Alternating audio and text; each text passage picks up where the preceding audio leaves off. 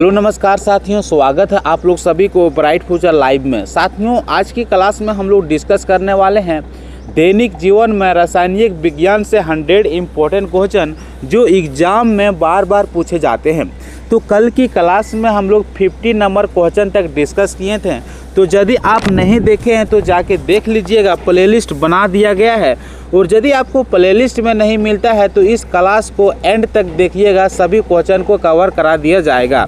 तो पहला क्वेश्चन है आज की क्लास का कि निम्न में से कौन एंटीसेप्टिक का उदाहरण है। तो एंटीसेप्टिक का उदाहरण डिटॉल है, तो ऑप्शन नंबर बी इसका सही आंसर हो जाती है। अगला क्वेश्चन है साबुन का रासायनिक नाम संबंधित है। तो साबुन का रासायनिक नाम फैटी एसिड के सोडियम लवण से संबंधित है, तो ऑप्शन नंबर बी इसका सही आंसर हो जाती है। अगला क्वेश्चन देख सकते हैं, आरआरबी ग्रुप डी 2019 में पूछा गया है कि कठोर जल में साबुन की सफाई क्रिया कम होती है क्योंकि। तो कठोर जल में साबुन की सफाई क्रिया कम होती है क्योंकि यह अघुलनशील लवण का निर्माण करते हैं, तो ऑप्शन नंबर बी इसका सही आंसर हो जाती है। अगला क्वेश्चन है डिटर्जेंट का उपयोग अधिक प्रभावी होती है। तो डिटर्जेंट का उपयोग अधिक प्रभावी कौन सी जल में होती है, मृदु जल में होती है कि कठोर जल में होती है। तो दोनों प्रकार की जल में होती है, तो ऑप्शन नंबर सी इसका सही आंसर हो जाती है।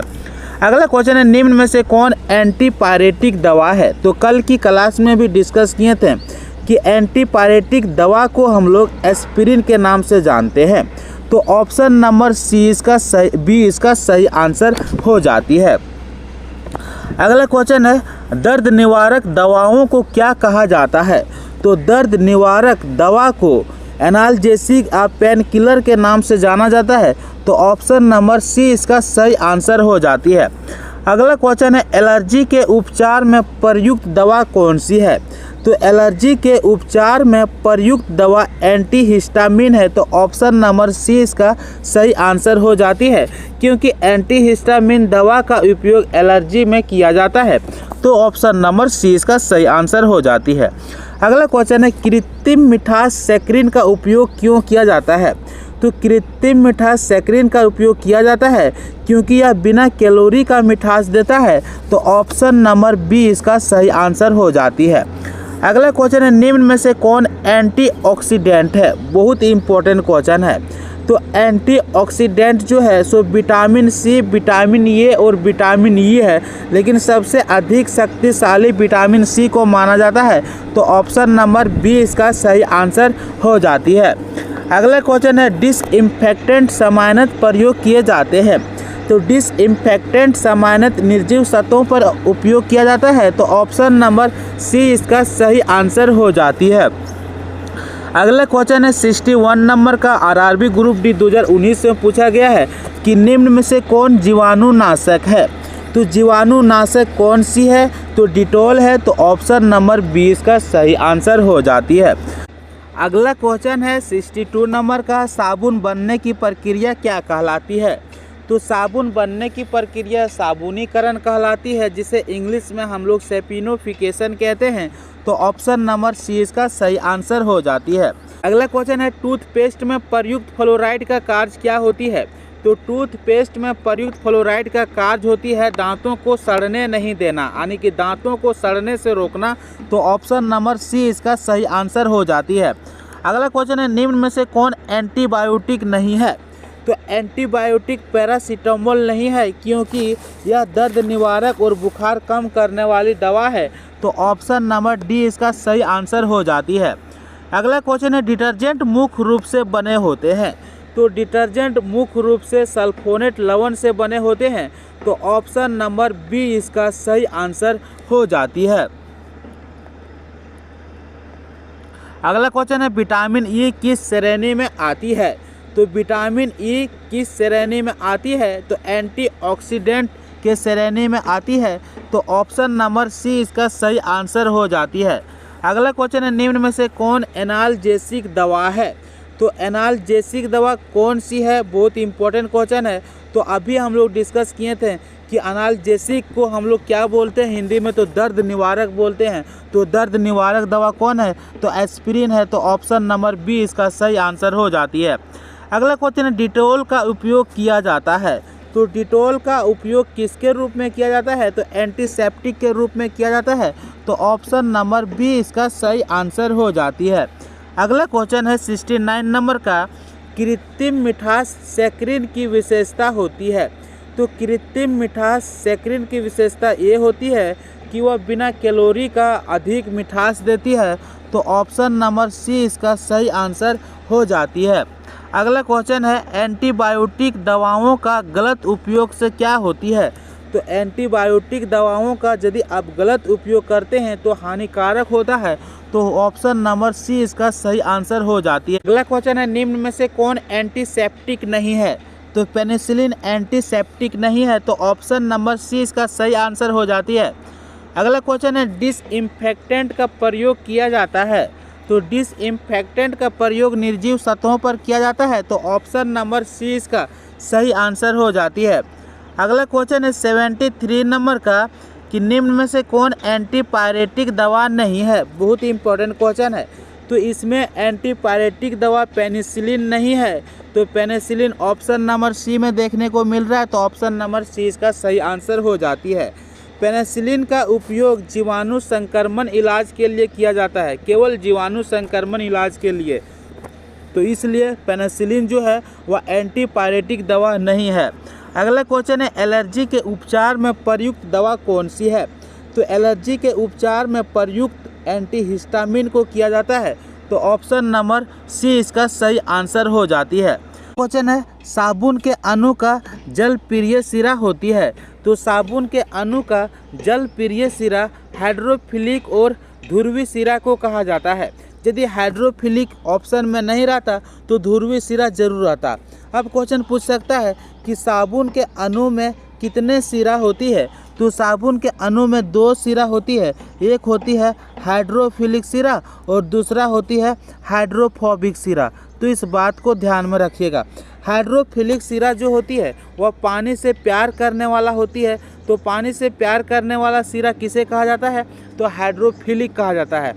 और हाइड्रोफोबिक सिरा जो होती है वह पानी से डरता है। तो पानी से डरने वाला सिरा किसे कहा जाता है? तो हाइड्रोफोबिक को कहा जाता है। तो इस बात को ध्यान में रखिएगा। अगला क्वेश्चन है डिटर्जेंट के अणु का तेल प्रिय भाग क्या कहलाती है? तो डिटर्जेंट के अणु का तेल प्रिय भाग जो होती है वह हाइड्रोफोबिक होती है। तो ऑप्शन नंबर सी इसका सही आंसर हो जाती है, जो अभी हम लोग डिस्कस किए थे कि साबुन और डिटर्जेंट दोनों की सफाई क्रिया किस पर आधारित होती है? तो साबुन और डिटर्जेंट दोनों की सफाई क्रिया इमल्सिफिकेशन पर आधारित होती है। तो ऑप्शन नंबर सी इसका सही आंसर हो जाती है। अगला क्वेश्चन है निम्न में से कौन एंटीऑक्सीडेंट नहीं है? तो विटामिन सी और विटामिन ई और विटामिन ए एंटीऑक्सीडेंट का उदाहरण है। तो ऑप्शन नंबर डी इसका सही आंसर हो जाती है। अगला क्वेश्चन है कृत्रिम मिठास सैकरीन की विशेषता क्या होती है? तो यह बिना कैलोरी के अधिक मिठास देती है। तो ऑप्शन नंबर सी इसका सही आंसर हो जाती है। अगला क्वेश्चन है मधुमेह रोगियों के लिए उपयुक्त मिठास कौन सी है? तो मधुमेह रोगियों के लिए उपयुक्त मिठास सैकरीन है। तो ऑप्शन नंबर सी इसका सही आंसर हो जाती है। अगला क्वेश्चन है निम्न में से कौन एनाल्जेसिक दवा है? बहुत ही इंपॉर्टेंट क्वेश्चन हम लोग डिस्कस किए हैं। तो एस्पिरिन एनाल्जेसिक दवा है। तो ऑप्शन नंबर 20 का सही आंसर हो जाती है। दर्द निवारक दवा का उपयोग होती है। तो दर्द निवारक दवा का उपयोग दर्द में किया जाता है। तो ऑप्शन नंबर सी इसका सही आंसर हो जाती है। अगला क्वेश्चन है एंटीबायोटिक दवाइयाँ प्रभावी नहीं होती है। तो एंटीबायोटिक दवाइयाँ केवल बैक्टीरिया से होने वाला संक्रमण पर काम करती है, तो वायरस पर नहीं करेगी। तो ऑप्शन नंबर सी इसका सही आंसर हो जाती है। अगला क्वेश्चन है एंटीबायोटिक दवाओं का अत्यधिक प्रयोग होने से क्या होती है? तो एंटीबायोटिक दवा का यदि आप अधिक उपयोग करते हैं तो हानिकारक हो सकता है। अगला क्वेश्चन है निम्न में से कौन एंटीसेप्टिक का उदाहरण है? तो डिटॉल एंटीसेप्टिक का उदाहरण है। यही सब क्वेश्चन बार बार पूछा जाता है। अगला क्वेश्चन है आरआरबी एनटीपीसी 2020 में पूछा गया है कि फिनाइल का उपयोग किया जाता है। तो फिनाइल का उपयोग डिसइंफेक्टेंट के रूप में किया जाता है। तो ऑप्शन नंबर सी इसका सही आंसर हो जाती है। अगला क्वेश्चन है साबुन का जलीय घोल होती है। तो साबुन का जलीय घोल क्षारीय होती है। तो ऑप्शन नंबर सी इसका सही आंसर हो जाती है। अगला क्वेश्चन है डिटर्जेंट किस प्रकार के जल में भी प्रभावी होती है। तो डिटर्जेंट मृदु और कठोर दोनों प्रकार की जल में प्रभावी होती है। तो ऑप्शन नंबर सी इसका सही आंसर हो जाती है। अगला क्वेश्चन है निम्न में से कौन जीवाणुनाशक नहीं है। बहुत इंपॉर्टेंट क्वेश्चन है। तो साबुन जीवाणुनाशक नहीं है। तो ऑप्शन नंबर सी इसका सही आंसर हो जाती है। अगला क्वेश्चन है टूथपेस्ट में प्रयुक्त फ्लोराइड का कार्य क्या होती है। तो वह दांतों को सड़ने नहीं देती है। तो ऑप्शन नंबर सी इसका सही आंसर हो जाती है। अगला क्वेश्चन है निम्न में से कौन एंटीऑक्सीडेंट है। तो विटामिन ई एंटीऑक्सीडेंट है। तो ऑप्शन बी इसका सही आंसर हो जाती है। अगला क्वेश्चन है सैकरीन का मिठास सुक्रोज से लगभग कितना गुना होती है। तो 300 गुना अधिक होती है। तो ऑप्शन नंबर सी इसका सही आंसर हो जाती है। अगला क्वेश्चन है एलर्जी की दवा को क्या कहा जाता है। तो एलर्जी की दवा को एंटामिन कहा जाता है। तो ऑप्शन नंबर सी इसका सही आंसर हो जाती है। दवा का उपयोग होती है। तो एंटीपायरेटिक दवा का उपयोग बुखार में किया जाता है। तो ऑप्शन नंबर बी इसका सही आंसर हो जाती है। अगला क्वेश्चन है 95 नंबर का निम्न में से कौन एंटीबायोटिक है। तो पेनिसिलिन एंटीबायोटिक है। तो ऑप्शन नंबर बी इसका सही आंसर हो जाती है। बने होते हैं। तो डिटर्जेंट फैटी एसिड के सोडियम लवण से बने होते हैं। तो ऑप्शन नंबर ये इसका सही आंसर हो जाती है। अगला क्वेश्चन है साबुन बनाने की प्रक्रिया क्या कहलाती है। तो साबुन बनाने की प्रक्रिया सैपोनिफिकेशन कहलाती है। तो ऑप्शन नंबर सी इसका सही आंसर हो जाती है। अगला क्वेश्चन है निम्न में से कौन एनाल्जेसिक नहीं है। तो पेनिसिलिन एनाल्जेसिक नहीं है। तो ऑप्शन नंबर डी इसका सही आंसर हो जाती है। अगला क्वेश्चन है डिसइंफेक्टेंट का प्रयोग नहीं किया जाता है। तो जीवित ऊतकों पर नहीं किया जाता है। उसके बाद फर्श नालियों और शौचालयों में किया जाता है। अगला क्वेश्चन है केमिस्ट्री इन डेली लाइफ अध्याय में सबसे अधिक पूछे जाते हैं। तो दवाइयाँ और उनका उपयोग पूछे जाते हैं। तो ऑप्शन नंबर सी इसका सही आंसर हो जाती है। यह क्वेश्चन आरआरबी एनटीपीसी 2020 में पूछा गया है। आज की क्लास में हम लोग 100 नंबर क्वेश्चन तक डिस्कस कर चुके हैं। तो यदि आप कल की क्लास नहीं देखे हैं तो मेरे साथ जुड़े रहिए। फिर से हम लोग क्वेश्चन नंबर 1 से क्वेश्चन नंबर 50 तक डिस्कस करने जा रहे हैं। पहला क्वेश्चन है आरआरबी ग्रुप डी 2018 में पूछा गया है कि एंटीबायोटिक दवाइयाँ किसके विरुद्ध प्रभावी होती है। तो एंटीबायोटिक दवाइयाँ केवल जीवाणु संक्रमण के इलाज के लिए प्रयोग किया जाता है। तो ऑप्शन नंबर सी बैक्टीरिया के साथ इसका सही आंसर हो जाती है। अगला क्वेश्चन है निम्न में से कौन एंटीबायोटिक नहीं है। तो एस्पिरिन एक non steroidal anti inflammatory drug है। इसका उपयोग दर्द निवारक के लिए किया जाता है, जैसे कि सिर दर्द हो गया, बदन दर्द हो गया। तो ऑप्शन नंबर सी इसका सही आंसर हो जाती है। अगला क्वेश्चन है देख सकते हैं आरआरबी ग्रुप डी 2019 में पूछा गया है कि एंटीसेप्टिक का प्रयोग किया जाता है।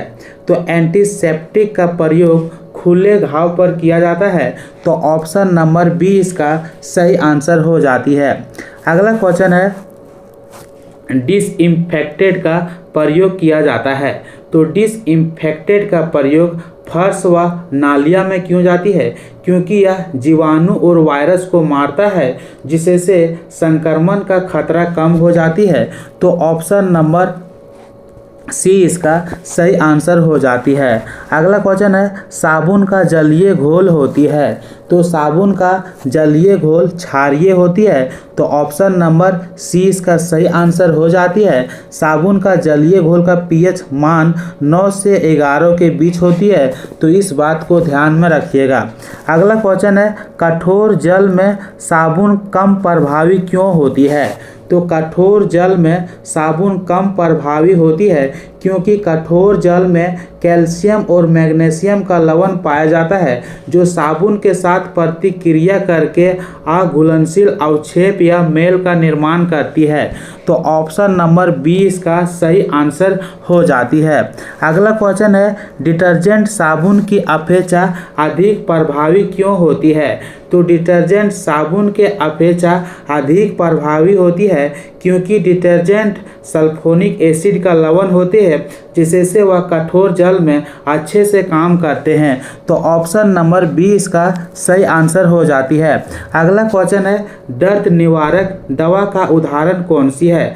तो दर्द निवारक दवा का उदाहरण पैरासीटामोल है। तो ऑप्शन नंबर बी इसका सही आंसर हो जाती है। अगला क्वेश्चन है एंटीपायरेटिक दवाइयाँ का उपयोग किया जाता है। तो एंटीपायरेटिक दवाइयाँ का उपयोग बुखार को कम करने के लिए किया जाता है। तो ऑप्शन नंबर सी इसका सही आंसर हो जाती है। अगला क्वेश्चन है एंटीहिस्टामिन दवाइयों का प्रयोग होती है। तो एंटीहिस्टामिन दवाइयों का प्रयोग एलर्जी को कम करने के लिए किया जाता है। तो ऑप्शन नंबर बी इसका सही आंसर हो जाती है। अगला क्वेश्चन है निम्न में से कौन एंटीसेप्टिक का उदाहरण है? तो डिटॉल एंटीसेप्टिक का उदाहरण है। तो ऑप्शन नंबर बी इसका सही आंसर हो जाती है। अगला क्वेश्चन है 12 नंबर का डिसइंफेक्टेंट और एंटीसेप्टिक में मुख्य अंतर क्या होती है? तो डिसइंफेक्टेंट को जीवित ऊतकों पर नहीं लगाते हैं बल्कि एंटीसेप्टिक को लगाया जाता है। तो ऑप्शन नंबर सी इसका सही आंसर हो जाती है। अगला क्वेश्चन है निम्न में से कौन दर्द निवारक नहीं है? तो पेनिसिलिन दर्द निवारक नहीं है क्योंकि पेनिसिलिन का उपयोग जीवाणु संक्रमण इलाज के लिए किया जाता है। तो ऑप्शन नंबर डी इसका सही आंसर हो जाती है। साबुन का मुख्य कच्चा पदार्थ कौन सी है? तो साबुन का मुख्य कच्चा पदार्थ वसा, तेल और क्षार है। तो ऑप्शन नंबर बी और डी सही आंसर हो जाती है। अगला क्वेश्चन है साबुन की सफाई क्रिया आधारित है। तो साबुन की सफाई क्रिया मिशेल बनाना और पाइसीकरण सिद्धांत पर आधारित है। तो ऑप्शन नंबर सी इसका सही आंसर हो जाती है क्योंकि इमल्सिफिकेशन को हिंदी में पाइसीकरण कहते हैं। तो इस बात को ध्यान में रखिएगा। अगला क्वेश्चन है डिटर्जेंट का रासायनिक नाम संबंधित है। तो डिटर्जेंट का रासायनिक नाम सल्फोनेट लवण से संबंधित है। तो ऑप्शन नंबर बी इसका सही आंसर हो जाती है। अगला क्वेश्चन है निम्न में से कौन एंटीऑक्सीडेंट है? तो विटामिन सी ऑक्सी एंटीडेंट है। तो ऑप्शन नंबर बी इसका सही आंसर हो जाती है। अगला क्वेश्चन है 18 नंबर का कृत्रिम मिठास सैकरीन का उपयोग किया जाता है। तो कृत्रिम मिठास सैकरीन का उपयोग मधुमेह रोगियों के लिए किया जाता है। तो ऑप्शन नंबर सी इसका सही आंसर हो जाती है। अगला क्वेश्चन है टूथपेस्ट में प्रयुक्त पदार्थ दांतों को सड़ने से बचाता है। तो वह है फ्लोराइड। फ्लोराइड का उपयोग टूथपेस्ट में किया जाता है जो दांतों को सड़ने से बचाता है। तो ऑप्शन नंबर सी इसका सही आंसर हो जाती है। अगला क्वेश्चन है एंटीबायोटिक दवाइयाँ का अत्यधिक प्रयोग करने से क्या होती है? तो एंटीबायोटिक दवाइयाँ का अत्यधिक प्रयोग करने से हानिकारक हो सकता है। तो ऑप्शन नंबर सी इसका सही आंसर हो जाती है। अगला क्वेश्चन देखते हैं 21 नंबर का। वो भी क्वेश्चन बहुत ही इंपॉर्टेंट है कि निम्न में से कौन एंटीपायरेटिक दवा है? तो एंटीपायरेटिक दवा हम लोग किसको बोलते हैं? तो पैरासीटामोल को बोलते हैं। तो ऑप्शन नंबर बी इसका सही आंसर हो जाती है। अगला क्वेश्चन है डिटर्जेंट कठोर जल में अधिक प्रभावी होती है, क्यों?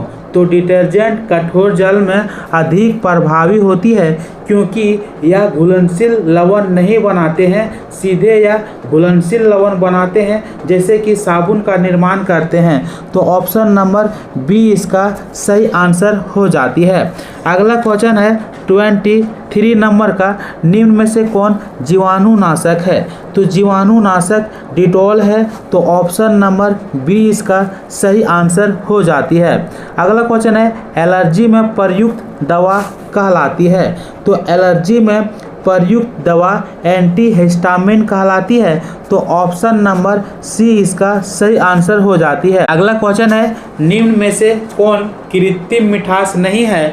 तो सुक्रोज कृत्रिम मिठास नहीं है क्योंकि यह प्राकृतिक मिठास है, तो ऑप्शन नंबर सी इसका सही आंसर हो जाती है। अगला क्वेश्चन है, साबुन का जलीय घोल लाल लिटमस को क्या करती है? तो साबुन का जलीय घोल जो होती है वह कैसी होती है? तो क्षारीय होती है, तो वह लाल लिटमस को नीला कर देता है, तो ऑप्शन नंबर बी इसका सही आंसर हो जाती है। अगला क्वेश्चन है, डिटर्जेंट और साबुन दोनों की सफाई क्रिया आधारित है, तो डिटर्जेंट और साबुन दोनों की सफाई क्रिया इमल्सिफिकेशन पर आधारित है, तो ऑप्शन नंबर बी इसका सही आंसर हो जाती है।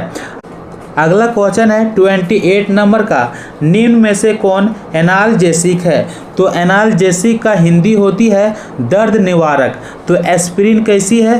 दर्द निवारक है, तो ऑप्शन नंबर बी इसका सही आंसर हो जाती है।